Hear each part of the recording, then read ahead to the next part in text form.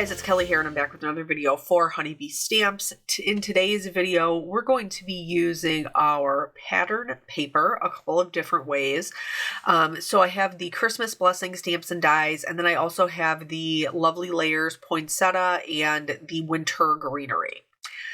So first things first, I went through the Merry Moments, and this is not the only paper pad that has like scene-ish type paper in there. Adventure Awaits is another one that I know that has like the types of scenes in there. And so I really loved this one with like the evergreens and the berries. And so I knew I wanted that to be my background. So now I just have to create a focal point to go with that background that I know is going to work really well. So I started going through my paper pads. I love the polka dots and pinstripes. That we have a couple of different sets with those. Also the gingham, like because we are card makers and it is a smaller, like what is the word that I want? It is eluding me. It's like a smaller work area. So a lot of times smaller patterns work better, especially if you're going to be die cutting out of them, which is part of what I'm going to be doing today. So I've selected one pattern paper to save me from creating a background. I'm going to utilize that. And then I am going to die cut out of the other patterns that I've chose to create my focal point. All of the paper pads from Honeybee are sized to 6 by 8.5, so that means you can cut them at 4 1/4 and end up with two pieces that will fill an A2 size card, and then you'll have like a 1/2 inch to cut off. And then from there, I just kind of went through the papers that I had pulled out. For the poinsettia, I decided to do like 1/2 and 1/2 because one side of the paper is a stripe and the other side of the paper is a polka dot. And so I did the bottom layer a stripe, the second layer a polka dot, so on and so forth. You get what I'm saying.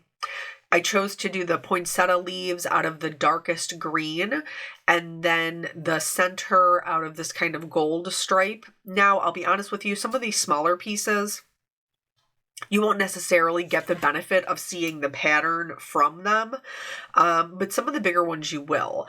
For this greenery here, this is going to save me so much on coloring because it's already a gradient of color. It's adding more interest to that already, so I don't have to do a ton of work. I'm just really going to add a shadow color. And then for the berries, I did cut them out of this brighter red gingham, but there's a dark red on the opposite side, and so that way I had like two different colors of berries. So we all hoard pattern paper, of course we do, because it's so pretty and we don't want to use it. But when you can convince yourself to use it, it can be really helpful to bring together a quick card. You guys may notice that this video is a little bit shorter than the majority of my videos, and it's because it came together super quickly with all, like, there wasn't very much work for me to do, which sometimes is kind of nice, you know, when we're just trying to get something together. So I'm sorting all my pieces parts here, and then we'll get into the coloring. Here, this very much reminds me of like the 90s kind of scrapbook, like where we were all cutting out of pattern paper, but we weren't really doing anything to make it our own, which there's nothing wrong with that. This just, to me, does not match this paper. So we're going to go in, we're going to add some coloring and add some shading to make it even richer and match the scene that we have in the background there. The other thing is when you're creating a focal point and you're using a pattern that's already in the background, you want it to flow together. So see, normally I would do my flower and then I would like add greenery kind of like to, you know, left and right hand sides. And you can see that the greenery that's coming up is not going with the flow. It's not matching what's happening. So I need to readjust that so that when it is coming up and out from behind my flower, it is working with the greenery that's already in the pattern versus fighting against it by going a completely different direction. For the poinsettias and for parts of the berries, like the lighter colored berries, I am using this color combination. I'm going to color it the same way I do all my lovely layers, which is, I lay down the top layer, I trace that with my lightest color. So this will tell me where to put my darkest shadows, and I do that with all the layers. I do want to mention, just in case you happen to be watching during the premiere or this evening when it goes up, today is the last day of sales for Honeybee, the Cyber Monday sale, and they are doing a buy two, get one free on their paper pads, on their gems. I could not recommend them enough. I love their gems and their pearl stickers, but also on their tools, which is super helpful if you're like looking to stock up on like brushes, or, things like that, where, maybe you buy 2 of the background packs of brushes and then you get one free and now you walked away with 6 brushes, or the smaller ones, which are 3 and 3, and now you have 9 brushes. So this is like a good time to stock up on those things. And I don't believe there is any code needed. I think it just automatically comes out, the cost comes out of your cart. And today is also the last day where your purchases will enter you into the giveaway. They're doing $100 gift card per day, and it's been going on since Friday, and every purchase gives you another entry into that. And today is the last day for that, and then they'll announce the winners, I believe, tomorrow. So, here I have gone through in all those areas that we marked with the lightest color. I'm now doing the darkest shadow color, and then I'm moving out to my lightest color. Some of you may be like, Kelly, you're completely covering up the pattern. Why did you bother to color it out, like to cut it out of pattern paper? And that is true-ish. When I am done, the light midtone and the lightest color in real life, you can see the stripes and the polka dots, but it's not so in your face that it doesn't allow everything to kind of meld together. It's just a little extra layer that adds interest to the flower while still letting the actual flower be the focal point. So the pattern isn't the focal point, the flower is. I hope that makes sense. We want to, basically with this, we want to add that interest and make them something a little bit more, just make them something a little bit more than just a plain flower or a plain leaf. But we still want that richness and dimension that's going to blend in to the pattern that we chose in the background. And if you choose a different type of background, maybe one that's a little bit like those houses, the houses from the Merry Moments, those are a little bit more playful. Maybe you could play around with different patterns, doing a different kind of focal point there. But for this one, because of the paper that I chose, I am trying to make sure everything works together. And then here, I like to double check everything is lined up and how it's going to look when it's all together. I was happy with the way that it was looking, and so I moved on to the berries. So like I said, half the berries I left with the face up for the lighter gingham, and then half of them I left face down for the darker. This golden kind of color, I'm just doing dots of some brighter yellows and darker oranges, warmer browns really, for the center. And then for the berries, I basically just took my darkest color. I did like a little half moon on one side, mid-tone right over that, and then the lightest color filled the rest of the thing in. For the darker berries, I did add an RV 99 and then the R59, R29. For the lighter berries, my darkest color is the R59, just like with the poinsettia, but I only went out all the way out to the 29. I didn't go all the way out to the R32. For the poinsettia leaves here, I actually ended up changing the last color.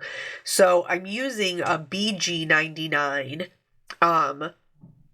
and then a G99. So like those nines are matching. And then as I was doing it, I realized I was going to lose all of the pattern if I kept going darker. So I switched it up to a YG, I think it was a 63. Here's that gradient paper that we were looking at before. You can see they were cut out of the same paper, but they look like two totally different leaves. This is great for us. It's going to give us one to be kind of like in the background and one to be a little bit lighter. For the coloring of this, like I said before, I'm literally only using one color. I'm coloring it along the bottom edge of the branches. And for the darker one, I used a YG97. For the lighter one, I'm using a YG95. But then that's all the interest that I am going to add to these little guys because they don't need any more. They already have that gradient going on. For my branch, I did choose some cooler browns because that's the branches that are in the pattern that I chose. But these are going to be a little bit lighter because again, we want them to work together and to complement, but we're creating a focal point. These would be sitting more on top so that they would catch more light. So now we're going to start putting everything together to build out our focal point. So the Lovely Layers poinsettia, this comes together super, super easy. This is one of my favorite flowers, especially because, you know, we're prone to make more multiples, I think, in the holiday season. And so having the layers come together really easily, I know I appreciate so much, not having to chase around the bits. So once I had that all together, there was just one or two areas where I felt like I needed a little bit extra darkness. Don't be afraid to go back in and add those where it makes sense for you to do that. And then here again, I'm going to start. I like a dry fit. I do. If you guys watch my lives, you know that's true. So sometimes we just kind of like default into what feels normal for us, and that doesn't necessarily fit this card the best because it's kind of that top left-hand corner. And so I want to leave the bottom right really open. That's part of what makes it really pretty, right? Is you could just see these little branches. So instead of trying to fill the whole card, I am going to enhance what's already there. So I have the lighter branch and the darker branch. I'm going to cut them apart so that on the left and right hand sides of my flower, I have both colors. So we have the darkest branches, right, that's in the pattern paper, and then I have a medium kind of right on top of that, and then a light on top of that. So it helps it to look like they all go together, but looks super dimensional because they're all working together. Here, I wanted to show you, sometimes we have a tendency to want to do like something like catty corner, but when you do that with a card like this where we have that more realistic scene in the background, it makes the floral look like it's a focal point that is completely separate. Like we have cardstock and then we have pattern paper. When you position them so that they're working together, they don't look like two separate entities anymore. Instead, it looks like you have this beautiful like wintry scene, and this floral is kind of like coming out from that, and they're working together. So I added glue to the back of that, smushed it down, picked up everything that I could, and then I'll add glue to that and do the whole thing again. So I typically do try to do my premiere videos like Friday before or over the weekend, but we had such a busy weekend. We were doing, we had Thanksgiving, then Black Friday, then Saturday was the Ohio State Michigan game, so we had Eric's family over for that. And then Sunday was Jelly Bean's dance recital, and then we came home from there and we decorated our Christmas tree. So it was just like go, go, go, go, go, go, go. And so I did not get a chance to really work on this until last night, which is why, as I'm doing this voiceover, as I'm doing this voiceover, my wonderful husband is making plates downstairs for dinner, because I picked up Jelly Bean, I came home, made dinner in between editing this video, and now I'm doing my voiceover while he's getting everything together so our kids don't starve. Isn't he nice? I do appreciate it. So I will have upcoming stories about the recital and things. So here is the last way that I am going to kind of bring everything together. And you can see those white splotches in the background of the snow. I am just going to recreate that with a little bit of, this is a white acrylic spray, but you could also do it with just white acrylic paint and a little bit of water to help it splatter. In addition, I'm going to use that to create my little highlights on my berries and things. You could also use a white gel pen.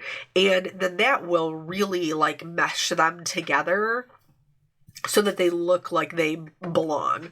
I chose the sentiment from Christmas Blessings. It says, "May God bless your Christmas season with love and joy." I thought that was very fitting. I did that on a, what is this, blue spruce, I think, from Spellbinders. Not 100%, I'll link it below, with the white heat embossing. And then this is going to be the only thing that I kind of, like, this is how I'm going to create that balance where we have everything in the top left. And then we're going to draw the eye to the bottom right, while not, like I said, we want the balance, but we don't want it to be competing. So I'm going to put the sentiment down there, and then I'm going to use a couple of pearls. These are the Merry Moments pearls.